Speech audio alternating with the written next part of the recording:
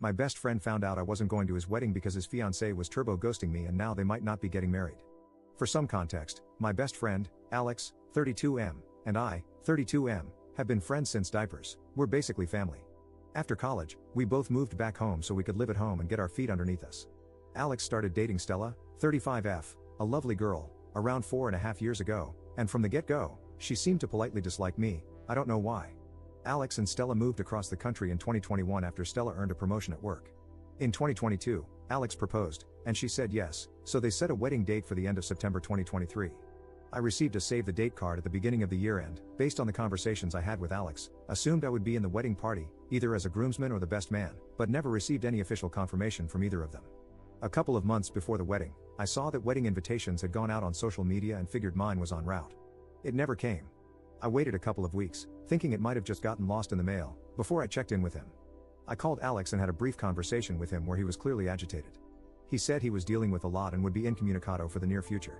He instructed me to direct any wedding-related questions to Stella and mentioned he'd call me when things cooled off. I called, texted, and emailed Stella several times over the course of a week, but she didn't respond to any of them. At this point, I figured I wouldn't be attending the wedding, and that things were really messed up between the two of us for some reason. Yesterday, a little over 3 weeks after our last conversation, Alex DM'd asking if I was free for a chat. I jumped at the opportunity to get some answers, and we FaceTimed each other. After exchanging pleasantries, Alex jumped right into a spiel, saying that he knew I was super busy with work and dealing with a lot of personal stuff, but he'd love it if I could attend his wedding, even just as a guest. He wanted to know if there was anything he could do to help make that happen. I blurted out that I'd love to but hadn't received an invitation. Alex stared blankly at me and said, "What?" I then explained that I hadn't received an invitation. That was the reason I'd called him a few weeks ago, that I'd contacted Stella about it, but she never got back to me and left me on red. I also mentioned that I had no idea what he was talking about regarding me dealing with too much to be involved in the wedding. After a very pregnant pause, he said he needed to go sort things out and that he'd call me when it was done. My phone's blowing up with wedding attendees asking me what the hell happened and why the wedding might be off now. My girlfriend has reaffirmed to me that I did nothing wrong, but I've had people from all sides saying I stuck my nose where it didn't belong and caused a stink, which is really messing with my head. Update 1. Alex and I texted Tuesday night/Wednesday morning. He said he was handling stuff and asked if I'd be free to talk Thursday afternoon with him and Stella, which I agreed to. This is just a rough summary, and I probably forgot some stuff. Frankly, I'm too mentally fried to weave a narrative right now, so it's just going to be bullet points. A couple of pieces of info about Alex to provide some context. Alex was raised fairly sheltered and religious until he was 18, when he went to college and opened up. As a result, he still has some blind spots about certain things. Alex has mild to moderate OCD. It's managed with low levels of medication and maintenance therapy, which is one of the reasons he gets overwhelmed easily, especially from unexpected stressors, and weddings are chock full of those. Now for the actual update. The wedding is still happening, and I will be the best man. I've been briefed on all the responsibilities I need to handle. The person who was filling in for me, Matthew, 34M, one of mine and Alex's good friends, is thrilled not to have to spend the day peopling and can instead run the booze supply to zero. As a result of this clusterflop, the parents of Alex/Stella/whoever is paying for the wedding will be covering the cost of mine and my girlfriend's plane tickets and hotel stay, as well as my best man tuxedo. What was the main driver of this mess in the first place? Stella's pregnant, hooray, I guess. They found out a couple of days after the wedding invites got sent out.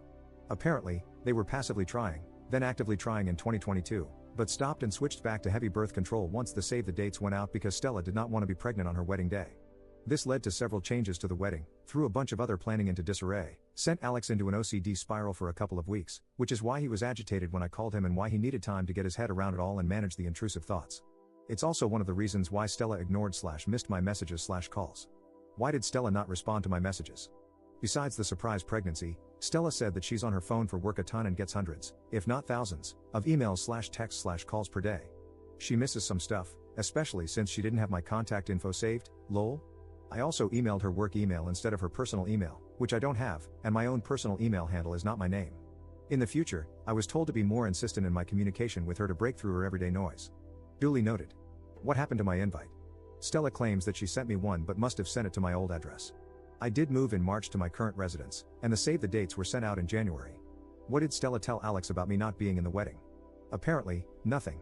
According to Stella, he either 1, believed one of his intrusive thoughts was real when he was in his OCD spiral, 2, he got confused when she told him one of her cousins with a similar sounding name to mine wouldn't be attending, or 3, some combination thereof. According to Stella, she always wanted me in the wedding. Why did Stella not contact me after I didn't RSVP back? She assumed there was something going on with me and Alex and that we'd sort it out and he'd tell her. In the meantime, she was busy with work, wedding planning, and the unexpected baby. How did a bunch of wedding guests find out about this mess? Alex called his mom for advice after our convo. His mom had church friends over, and the church ladies overheard a good chunk of their conversation. Church ladies are gossipy, and Alex has spent a decent chunk of time the last couple of days putting out fires, so to speak. After about an hour, Stella left to go deal with some wedding stuff, and Alex and I chatted about things for a couple of hours. Do I believe Stella's explanations? Kinda. The baby's real, as far as I know, confirmed by a medical professional. She does have a cousin I know she's close with who has a similar sounding name to mine, and she does work from her phone a lot. But the rest of it just seems a little too convenient, and I feel like I'm left with more questions than answers.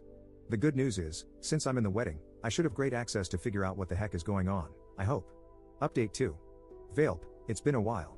Sorry, y'all for taking so long to get this update out. I've been absolutely swamped at work, putting out fires with my hair on fire for the last 6-ish months.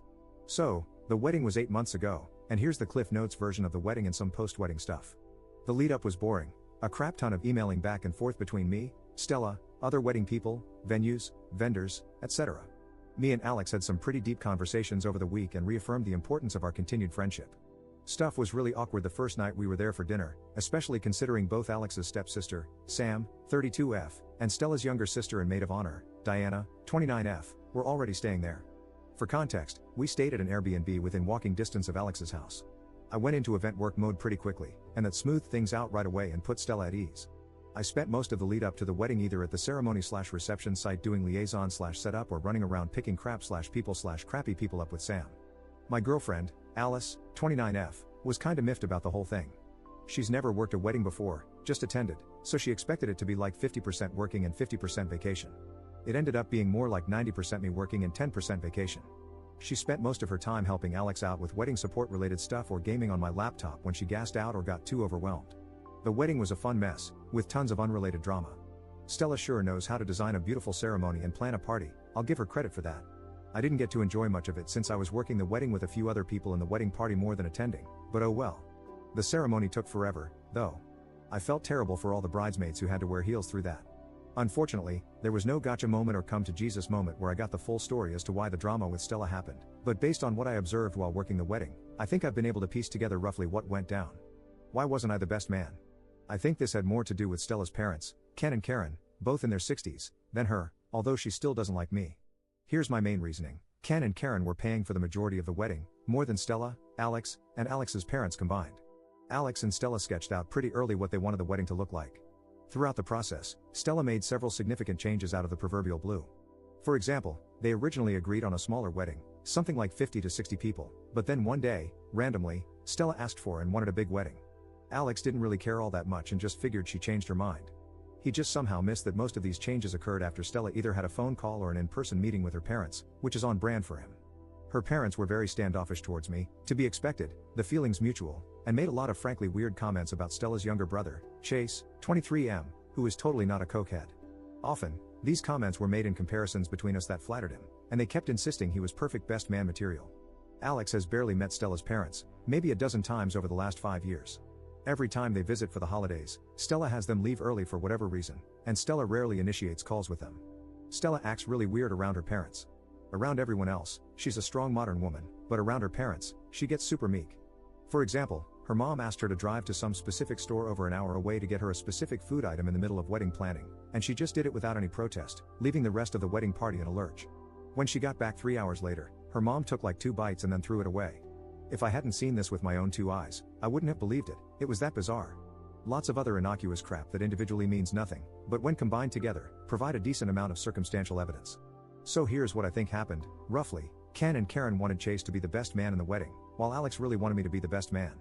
Rather than make a choice, Stella appeased both parties by telling them what they wanted to hear while making no actual decision.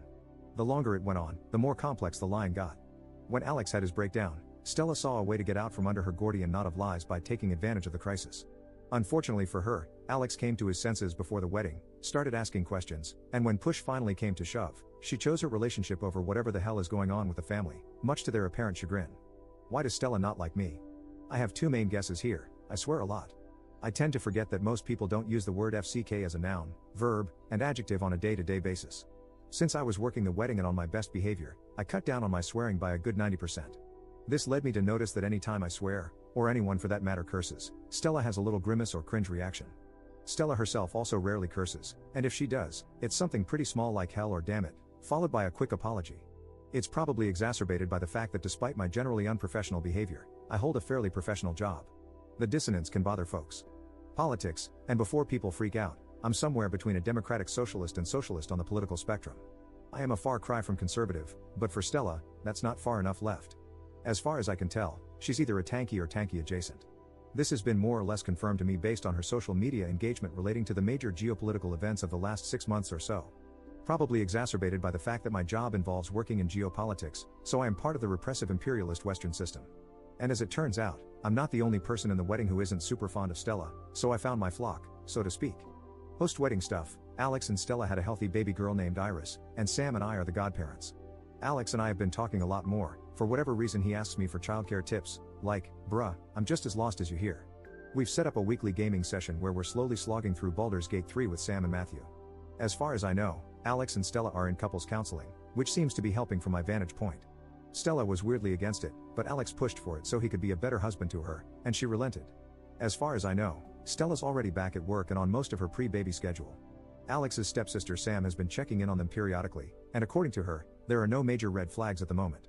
Stella actually texts/emails me stuff now. It's mostly baby pictures, but it's a step in the right direction, and I appreciate it. I send cat pictures in response. Hopefully, this is the last update. My life got far too interesting for that month, and with my current workload, I doubt I could mentally handle more drama.